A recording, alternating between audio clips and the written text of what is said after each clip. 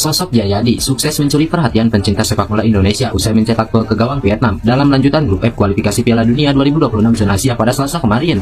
Publik menilai JIJ tampil cukup luas dan percaya diri, kendati dirinya baru saja bergabung dengan skuad Garuda di bawah asuhan Sintayong. Di sisi lain, tidak sedikit pula yang menyorot keputusan Jayadi untuk bergabung dengan timnas Indonesia. Padahal namanya disebut berpotensi besar bermain untuk timnas Belanda yang secara ranking jauh di atas Indonesia. Bek tangguh Venezia itu sempat diminati timnas Belanda. Dalam kata lain, ia berpeluang untuk berduet dengan Stefan de Vrij dari Inter Milan dan Virgil van Dijk dari Liverpool. Pemain keturunan Indonesia Belanda itu dianggap menjadi pemain potensial karena usianya yang masih cukup muda. Terlebih lagi, komposisi bek tengah tim The Orange sudah berusia tua dan sudah waktunya regenerasi. Bergabungnya JIJ ke timnas Indonesia tentu saja menggugurkan kesempatannya bermain dengan Virgil van Dijk. Kini kembali jadi sorotan alasan pemain 23 tahun itu lebih memilih sebagai warga negara Indonesia. JIJ disebut berminat untuk membela timnas Indonesia karena bisa mendapatkan menit bermain yang lebih banyak, alih-alih bersama Belanda. Selain itu, terdapat faktor lain yang mendasarinya memilih Indonesia. Salah satunya demi bisa bermain untuk negara kelahiran kakek dan neneknya yang merupakan orang asli Indonesia. Karena ini sebuah kehormatan besar bagi saya bisa mewakili negara saya dan keluarga saya. Karena kakek dan nenek saya, mereka berasal dari Indonesia dan mereka pindah ke Belanda dahulu kala. Jadi ini sebuah kehormatan besar bagi saya bisa mewakili keluarga dan Indonesia, ujar JIJ. Viral video di media sosial ketika penyerang timnas senior Indonesia Rafael Struijk sedang asik menyantap mie instan di dalam sebuah pesawat. Video Rafael Struijk tersebut dibagikan oleh akun Twitter Gibol Official pada Kamis lalu. Dalam video tersebut, Rafael Struijk yang menggunakan baju berwarna putih sedang duduk di salah satu bangku pesawat sambil menyantap mie instan. Tidak diketahui kapan dan di mana video tersebut diambil. Namun diduga kejadian video ini terjadi saat Rafael Struijk akan berangkat ke Vietnam dari Indonesia.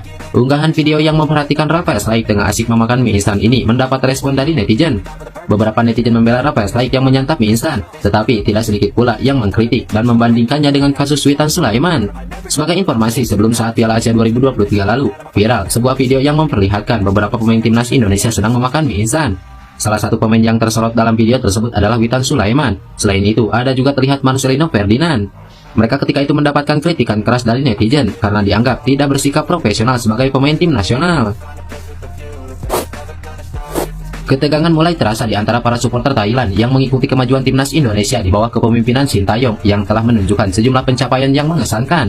Timnas Indonesia sepertinya telah memberikan sinyal peringatan kepada dominasi Thailand di kawasan Asia Tenggara setelah berhasil mencatatkan prestasi luar biasa. Melaju hingga babak 16 besar Piala Asia 2023 dan hampir mengamankan tempat di putaran ketiga kualifikasi Piala Dunia 2026 adalah bukti nyata dari kebangkitan tersebut. Pada Piala Asia 2023, timnas Indonesia berhasil mencatat sejarah dengan melangkah ke babak 16 besar untuk pertama kalinya. Keberhasilan ini membuat Justin Hubner dan rekan-rekannya lolos sebagai salah satu dari 3 peringkat terbaik.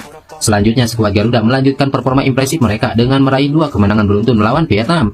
Performa gemilang ini diyakini akan membuat peringkat timnas Indonesia dalam ranking FIFA terbaru mengalami lonjakan signifikan.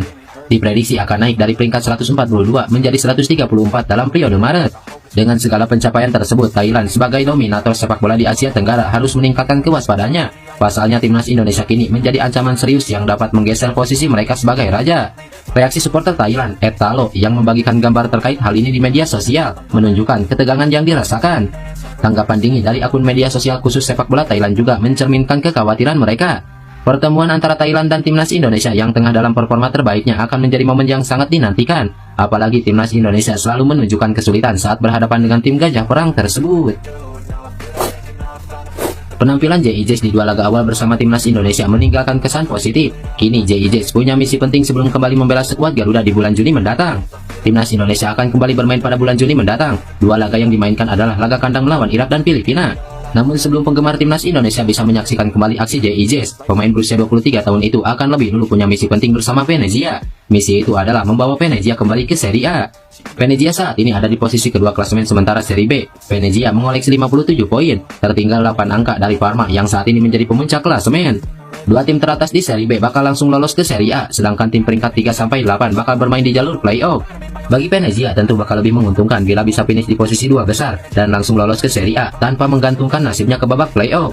Sejauh ini posisi Venezia di peringkat kedua belum sepenuhnya aman. Mereka terus ditempel ketat oleh Cremonese dan juga Como. Salah seorang pandit sepak bola Asia, Ryan Walters, memberi pujian sekaligus memandang sebelah mata kekuatan timnas Indonesia ketika mengevaluasi performa Vietnam. Walters yang kerap menyaksikan Liga Vietnam turut mengomentari performa timnas Indonesia ketika menilai penurunan penampilan skuad Golden Star. Dalam sebuah komentar, Walters menyinggung tim merah putih sekaligus memberikan pernyataan yang menohok. Gaya main dan sistem taktik Trossard yang coba dibangun untuk Vietnam tidak cocok dengan pemain di dalam tim. Hasil dari tim menunjukkan hal itu. Indonesia memiliki skuad bagus dan kandidat juara di Piala AFF tahun ini, tetapi mereka tidak begitu kuat sehingga mereka bisa menang dalam 2 laga secara beruntun seperti itu, ujar Ryan Walter. Terlepas dari penilaian Walter soal timnas Indonesia, yang pasti kemenangan anak asuh Sintayong atas Vietnam dalam 3 laga beruntun membuat sepak bola di negara naga biru itu gonjang-ganjing. Bahkan Federasi Sepak Bola Vietnam sudah mengambil langkah memecat Trossard dan tengah mencari kandidat pelatih anyar bagi Do Heung Dong dan kawan-kawan.